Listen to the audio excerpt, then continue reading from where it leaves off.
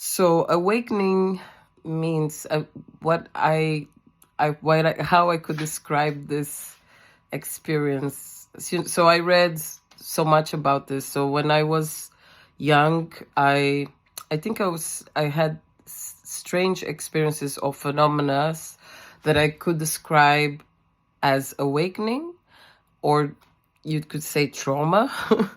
So I I remember when I was like around seven, between 6 and 7, I was lying in my room and sorry, yeah, I was lying in my room and I wasn't asleep because my parents just had sent me to bed.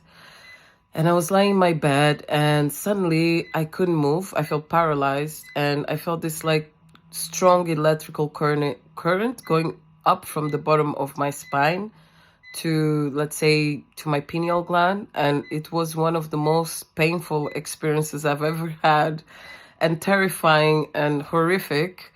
Um, yeah, so this really was awful to experience, and it lasted for quite a long time. And I tried to call my parents. Like I could move my eyelids, so I knew I was awake. I could like literally do this, and I could hear my parents in the living room, but I couldn't move, and the pain was excruciating.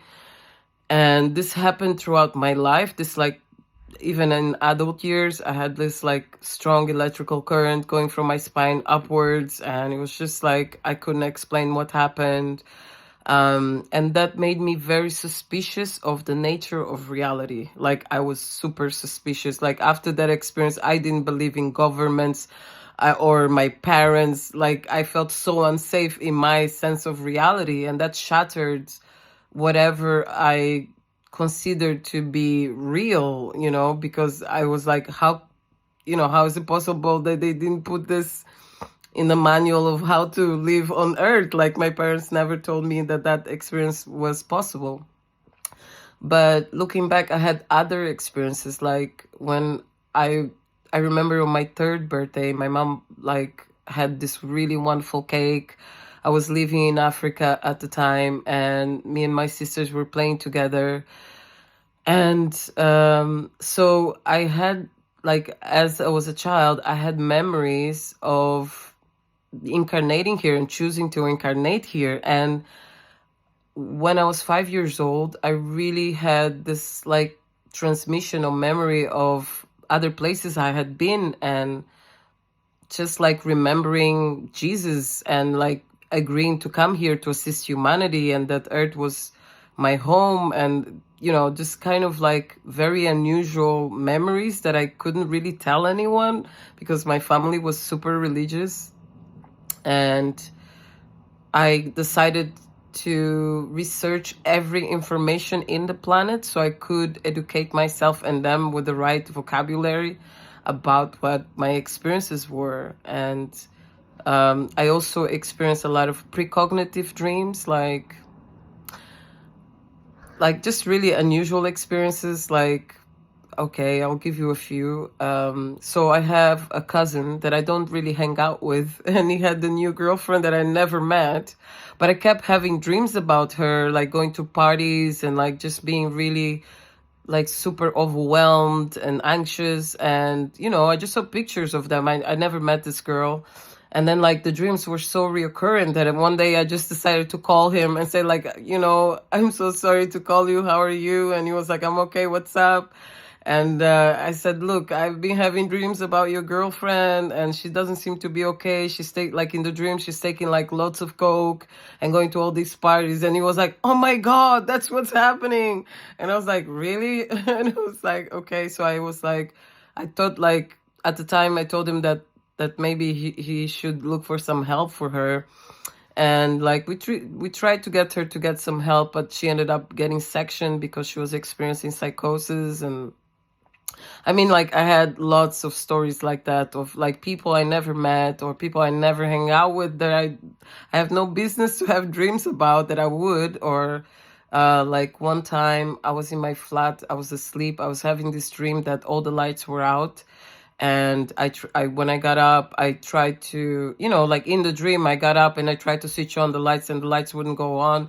So then, like, I actually woke up in reality and I tried to switch on the lights and the lights wouldn't go on. So I was like, fuck, this is really crazy. So I slapped myself, to see if I was still asleep. I wasn't, so because I could feel the pain of my slap. So I was like, okay.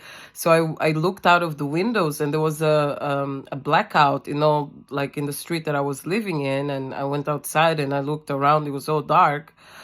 So like this kind of dreams that were really unusual. I used to, like, when I was in primary school, I used to have a crush on this boy. I really liked him.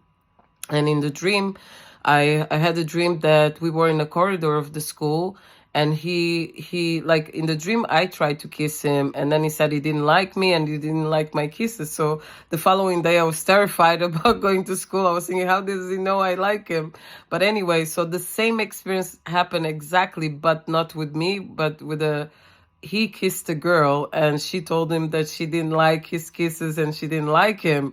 And I was like, oh my God, that's my dream. But it was just like I identified with him, like in my dream, I was him, So like very unusual dreams that would really make me question the nature of reality. And I really started going to the library and investigating books about different phenomena and psychology and metaphysics, because I really was concerned about the nature of reality, especially with the experiences I was having. So I shared this just to say that what you're experiencing, it's not unusual if you're having these experiences. So I spent some time studying psychology. I worked with schizophrenic clients. I used to run support groups for schizophrenic people. And so over the time I worked through, as I became older, I worked in many mental health institutions. And then I decided to train as a counselor, and I trained as a cognitive hypnotherapist. I just kind of learned everything that I could to understand how my mind worked and neuroscience worked. So this made me become conscious of my own inner reality, and made me feel safer in my body.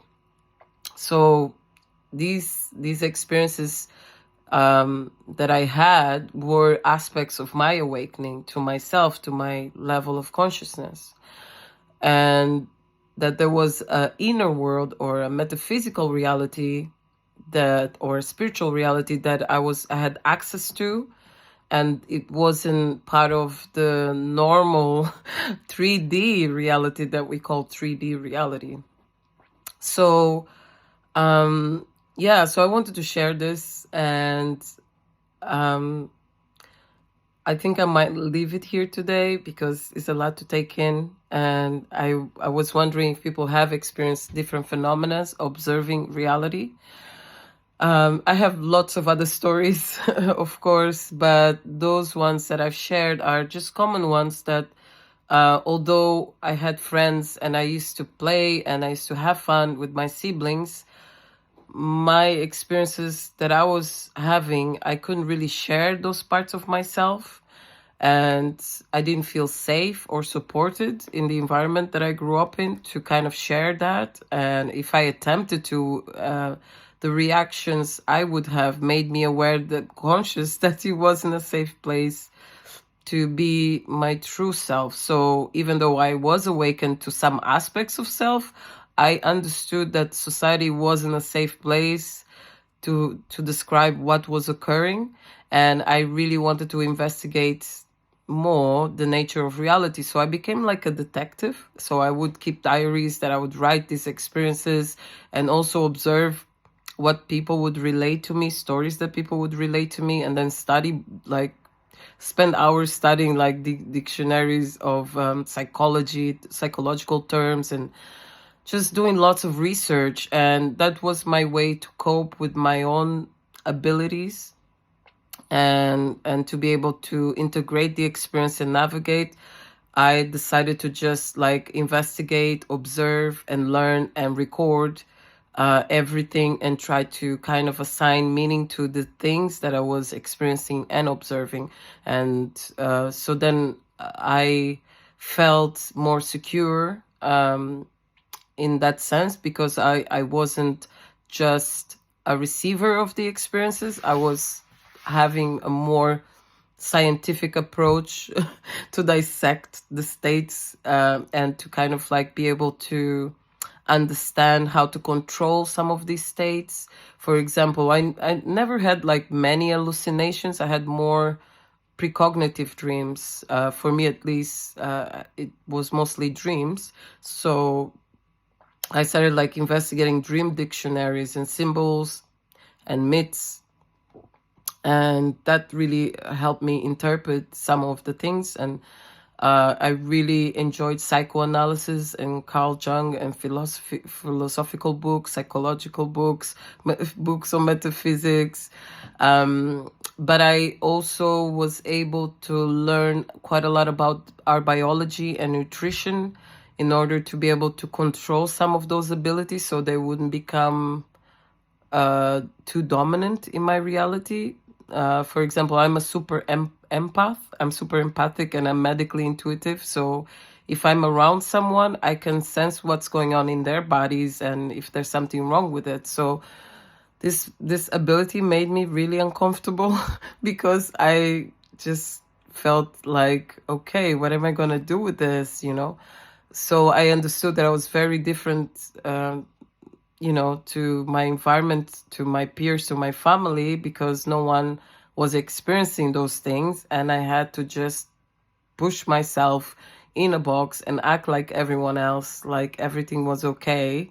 And most of the things I experienced were accurate, but I couldn't show who I really was because that would expose the fact that I was like super awakening and that I was unusual, that I wasn't normal like everyone else. So this had changed in the future. Obviously, I became a healer. I became more proactive in showing aspects of myself that wouldn't freak people out in my family and in my peer group. But it was unusual to be around me because I wasn't very much like everyone else. And I knew that. So I had to try to fit in to be more like everyone else. So so the reason why I decided to make my practice the way it is that when I went through my Kundalini awakening and my awakening experience, I didn't receive much support.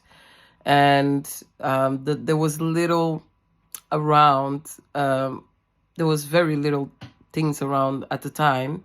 And I had to, because of the type of community and culture I was a part of, I couldn't really be more proactive in searching for assistance, to some of the states I tapped into.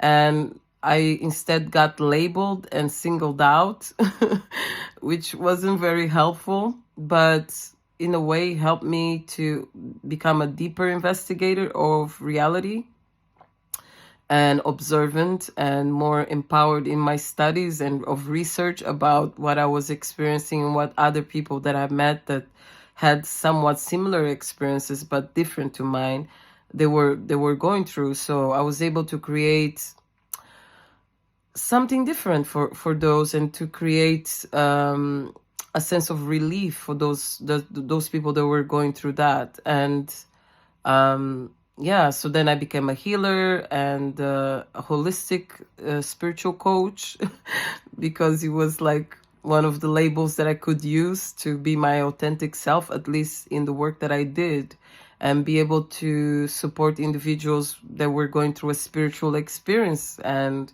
weren't able to find support, like myself. So I'm going to end it here today. Thank you.